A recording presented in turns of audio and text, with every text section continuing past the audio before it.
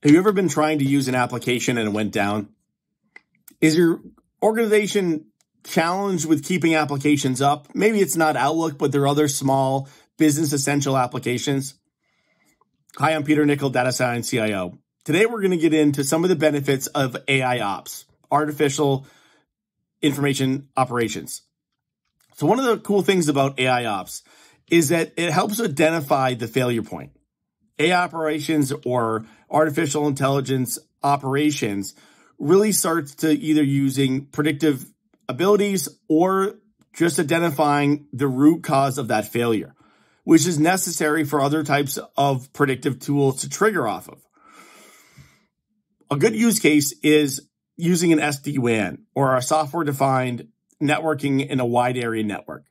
When we have challenges with utilization or bandwidth, using AI operations can immediately identify that threshold limit that's been reached, and using other technologies, we can auto-scale up, meaning expand our bandwidth for that peak load, and then contract that bandwidth when it's no longer required, saving us some efficiency in terms of dollars. This provides big benefits. Another interesting angle when we look at AI operations is just the market space in general.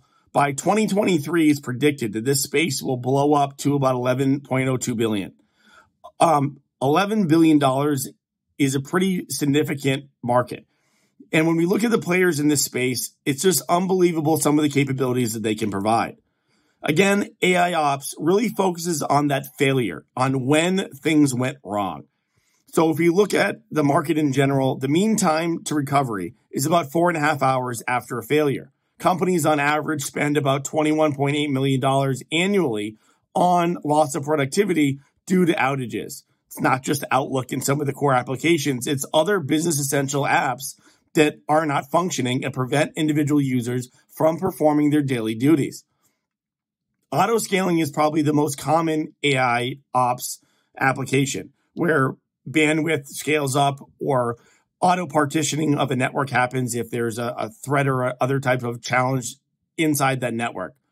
But as you start to think about auto scaling, self-healing, self-monitoring, self-management, AI operations really provide some great functionality and technologies when you have information overflow. Hi, I'm Peter Nichol, Data Science CIO. Have a great week.